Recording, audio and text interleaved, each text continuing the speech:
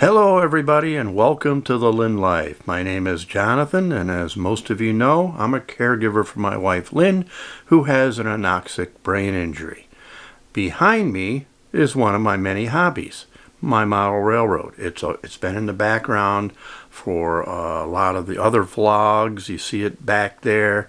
And today I thought I'd talk about it a little bit more because we're doing a little bit of work on it, doing some interesting things. So I want to show you some of those. So let's get going. My name is Jonathan, and I'm a caregiver for my wife Lynn, who has a permanent brain injury. Things are a bit different now, but we're doing the best that we can. Join us as we experience the Lynn Life.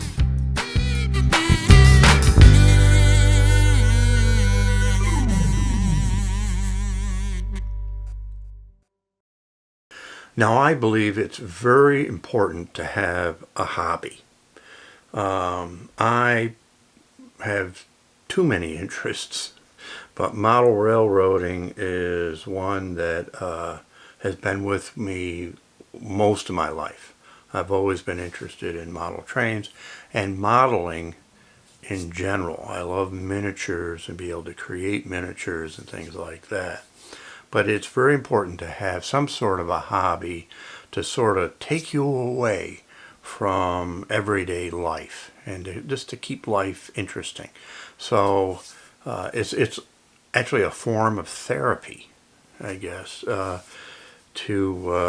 just to kind of keep your mind off of everyday ho-hum type of stuff that's very repetitious, like caring for Lynn is very repetitious. It's the same thing every morning, same thing every night, and she needs that. She needs that repetition.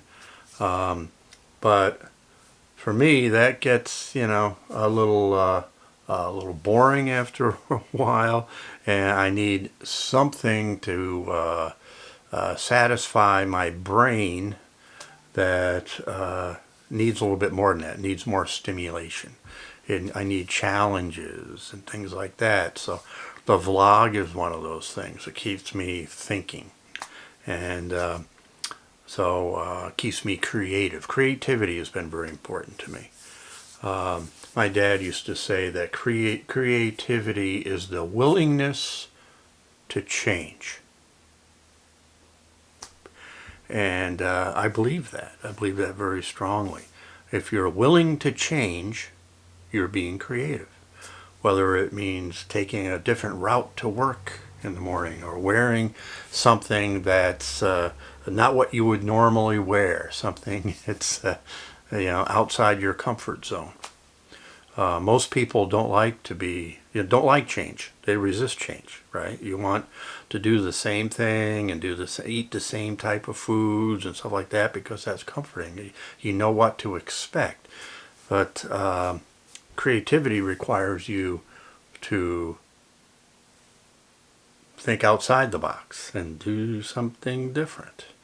And my brain is wired that way. It's wired to accept change and encourage change and to always, look for something different, which I think is one of the things that has helped me in Lynn's disability, because that was a dramatic change. It wasn't one I wanted, but it's one that I had to accept, and I have, and I've embraced it. But it doesn't mean that I can't do some of the other things I used to do, and that's really what this vlog has always been about, is that you can still continue to do other things and explore your interests, your other interests and hobbies and things like that, while not forgetting your loved ones. Still tending to their needs, you can still tend to some of your needs too. Now, the railroad that I'm working on is a relatively small railroad, but it has very big features usually found in a much larger railroad. And the area that we're going to be working on today is this area right here before the train station. And some of the things I want to do is I want to add some we're going to have some street lights, sort of rustic street lights I want to put over here next to this yard office, and I want to put another one next to this warehouse here that is also unfinished, that I started about a year ago and it's not done, so that needs to be done as well. And there's going to be, and all the landscaping and everything needs to be done, and these, the track needs to have ballast and all that stuff put in, and so there's a lot of work. So this is this little area here that I want to concentrate on. And there's one other thing too.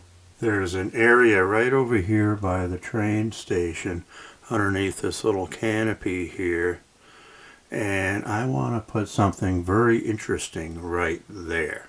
And what it is right here. I'll bring you in a little closer in a minute, but first I want to explain what it is. I have lots of stuff that was my father's, a lot of parts, a lot of all kinds of different stuff. And this is one of those things that I kind of accidentally came across, and hopefully you can see it. Maybe I can get tighter on this. There you go. You see that? That's a cinema light right there. And then I got next to that is a little film camera. Yeah. And he probably had intentions of putting this on the railroad somewhere for me, right? And so I'm gonna do this. I have a couple lights, and I have this camera, and I've picked out a couple people and some people that will be shooting, and I'm gonna put it in that one little area over here next to the train station. So it's gonna be me. It's gonna be like a little mini me. And I'll have a little small crew, and there'll be a couple people that I'll be shooting, and that's going to represent me on the railroad, because I do like to put personalized things. There are a lot of business names and things like that, and I incorporate friends and family into those things, but I have nothing that is mine. I don't have myself. There's even a little person in one area of the railroad that my father always said it was him. So that person is over on a corner over there, and now I'm going to be over there. So we're going to do that as well. And it's not going to be done during this video. It'll be done later, and I want to show that to you. When it's done, I will show it to you. I promise I'll show it to you.